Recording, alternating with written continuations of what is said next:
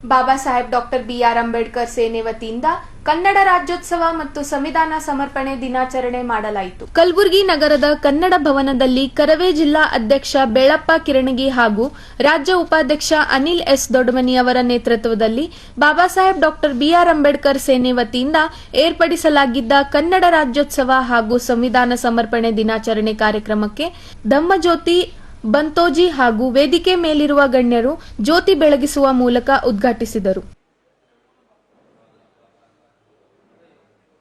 ಬಳಿಕ doctor B R Ambedkar ಸೇನೆ ಪದಾಧಿಕಾರಿಗಳು ವೇದಿಕೆ ಮೇಲಿರುವ ಗಣ್ಯರಿಗೆ ಹೂ ನೀಡಿ ಸ್ವಾಗತಿಸಿದರು. ನಂತರ ಸಾಮಾಜಿಕ ಕ್ಷೇತ್ರದಲ್ಲಿ ಸೇವೆ ಸಲ್ಲಿಸಿದ ಡಾಕ್ಟರ್ ಅನೂಪ್ ದೇಸಾಯಿ, ಸಂತೋಷ್ ಜಮಾದಾರ್ ಸೇರಿ ಹಲವು ಗಣ್ಯರಿಗೆ ಸನ್ಮಾನಿಸಲಾಯಿತು. ನಂತರ ಕಾರ್ಯಕ್ರಮವನ್ನು ಉದ್ದೇಶಿಸಿ ಕಾಂಗ್ರೆಸ್ ಮುಖಂಡ ಶಿವಾನಂದ್ ಹೊನ್ಗುಂಟಿ ಹಾಗೂ ಬಿಜೆಪಿ ಮುಖಂಡ ಗುಂಡು ಮತ್ತಿಮೂಡ್ ಮತ್ತು ಸಿರಾಜ್ ಶಾಬ್ದಿ ಮಾತನಾಡಿದರು. ಮೊಟ್ಟ ಮೊದಲ ಕನ್ನಡ ರಾಜ್ಯೋತ್ಸವ ಮಾಡೋಕ್ಕೆ ಉದ್ದೇಶ ಏನಪ್ಪಾ ಅಂದ್ರೆ ನಮ್ಮ ರಾಜ್ಯದಲ್ಲಿ ನಮ್ಮ ಕನ್ನಡ ಉಳಿವಿಗಾಗಿ ಕನ್ನಡ ರಾಜ್ಯೋತ್ಸವ ಮಾಡ್ತಾರೆ. ಯಾಕಂದ್ರೆ ಬೇರೆ ರಾಜ್ಯಗಳಲ್ಲಿ ಹೆಂಗೆ ತಮ್ಮದೇ ಆದ ಒಂದು ರಾಜ್ಯದ ಉಳಿವಾಗಿ ಸಂಘಟನೆಗಳು ಮಾಡ್ತಾರೆ, ಅದೇ ರೀತಿ ನಮ್ಮ ರಾಜ್ಯದಲ್ಲಿ ಕನ್ನಡ ಪರ ಹೋರಾಟಗಳು ಸಂಘಟನೆಗಳು ಇನ್ನೂ ಬಲಪಡಬೇಕು.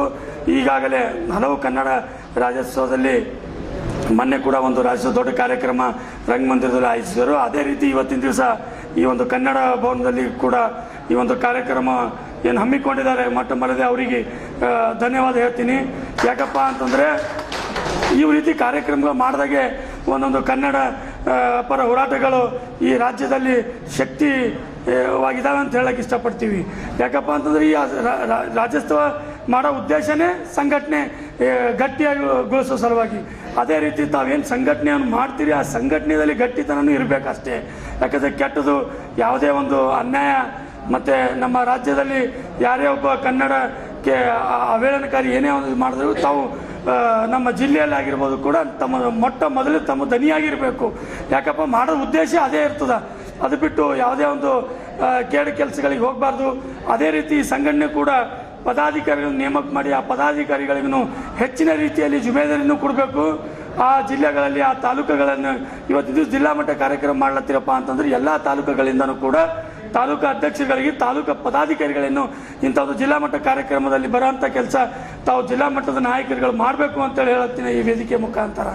ಯಾಕೆ ಈಗ ಎಷ್ಟು ಕನ್ನಡ ಪರ ಸಂಘಟನೆಗಳ ಸ್ಟ್ರಾಂಗ್ ಆಗಿರ್ತವೆ, ನಾವು ಕನ್ನಡಿಗರು ಕೂಡ ಅಷ್ಟೇ ಸ್ಟ್ರಾಂಗ್ ಆಗಿರ್ತೀವಿ. ಯಾಕಪ್ಪ ನಮ್ಮ ಹಿಂದೆ ನೀವೇ ಇರ್ತೀರಿ. ಒಂದು ಕನ್ನಡ ಪರ ಹೋರಾಟಗಳ ಇದ್ದರೆ ಕೂಡ ನಾವೆಲ್ಲರೂ ಒಂದು ಶಕ್ತಿಯುತವಾಗಿ ಬೇರೆ ಯಾವುದೇ ಒಂದು ಸಂಘಟನೆಗಳಿದ್ದರೆ ಕನ್ನಡ ಪರ ಸಂಘಟನೆಗಳನ್ನ ನಾವು ಆವಾಜಾಗಿ ಮಾತಾಡ್ಬೋದು ಅಂತ ಹೇಳ್ತೀನಿ.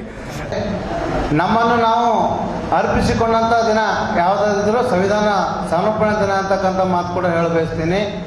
ಇವತ್ತು ನಮ್ಮ ಕನ್ನಡ ಭಾಷೆ ಅಂತಂದರೆ ಕರ್ನಾಟಕ ರಾಜ್ಯ ಮೈಸೂರಿನಲ್ಲಿ ಮೈಸೂರು ಪ್ರಾಂತ್ಯಕ್ಕೆ ಒಳಪಟ್ಟಿತ್ತು. ತದನಂತರ 1973ರಲ್ಲಿ ಕರ್ನಾಟಕವಾಗಿ ಮರು ನಾಮಕರಣವಾಗಿ ಇತ್ತು. ಮತ್ತು ಕನ್ನಡ ಭಾಷೆ ಬನವಾಸಿ ಕದಂಬರು, ಮೌರ್ಯರು, ಹೊಯ್ಸಳರು, ಅನೇಕ ರಾಷ್ಟ್ರಕೂಟರು, ಅನೇಕ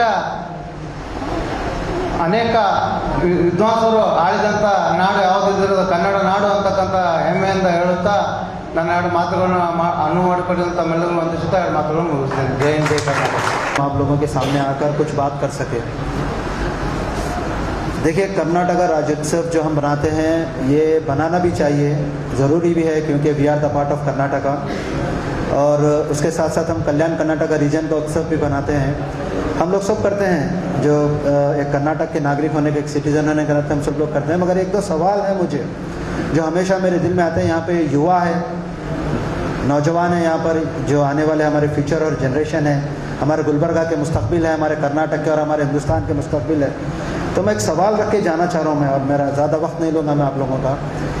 देखिए, नॉर्थ कर्नाटका और साउथ कर्नाटका, जबकि राज्य उत्सव बनता है कर्नाटक दोनों जगह, साउथ हो या नॉर्थ हो, बनता तो हर जगह है। मगर जब कभी भी उद्योग की बात आती है, जॉब एम्प्लॉयमेंट की बात आती है, डेवलपमेंट की बात आती है, शिक्षा की बात आती है, अच्छे हॉस्पिटलों की बात आती है, तो हमेशा साउथ कर्नाटका इसमें आगे क्यों रहता है? क्यों हमारे नॉर्थ कर्नाटका रीजन के लोग, नॉर्थ कर्नाटका रीजन के जो नौजवान हैं, लड़के हैं, साउथ कर्नाटक में ही जाते हैं? तो ये एक बहुत बड़ा सवाल है अगर हम सोचेंगे तो। आप देखिए, यहाँ जितने भी लोग बैठे हुए हैं तकरीबन लोगों को मैं जानता हूँ, कई सारे बच्चे बेंगलोर में जॉब करते हैं। आप मुझे एक ऐसा एक वॉचमैन बताइए जो बेंगलोर से आके गुलबर्गा में जॉब कर रहा, साउथ कर्नाटक से आके कोई गुलबर्गा में जॉब कर रहा, तो कोई नहीं कर रहा। तो इससे ये अंदाज़ा लग रहा है कि कहीं ना कहीं नॉर्थ कर्नाटक को नेग्लेक्ट किया जा रहा, नॉर्थ कर्नाटक के डेवलपमेंट को, एजुकेशन को नेग्लेक्ट किया जा रहा, जबकि हमारे पास बेहतरीन मिनिस्टर और पॉलिटिकल लीडर्स हैं हमारे पास रहने के बाद भी। अब देखिए, जापान की एक कंपनी यहाँ पर है कर्नाटक में, देर इन्वेस्टिंग 3000 करोड़ रुपीज़, 3000 करोड़ का वो लोग एक इन्वेस्टमेंट है जहाँ पर फैक्ट्री बन रहा है, मगर वो फैक्ट्री का जो ज़मीन हो रहा कोलार में हो रहा हो, साउथ कर्नाटक में। तो इस तरीके से कहीं ना कहीं नॉर्थ कर्नाटक को नेग्लेक्ट किया जा रहा। तो यहाँ पे युवा पीढ़ी है और कांग्रेस के लीडर्स भी है, बीजेपी के लीडर है, हम तो एक संगठन से हमारी आवाज़ वहाँ तक नहीं पहुँचती, मगर जो पॉलिटिकल लीडर है वो लोग की आवाज़ पहुँचती है वहाँ तक।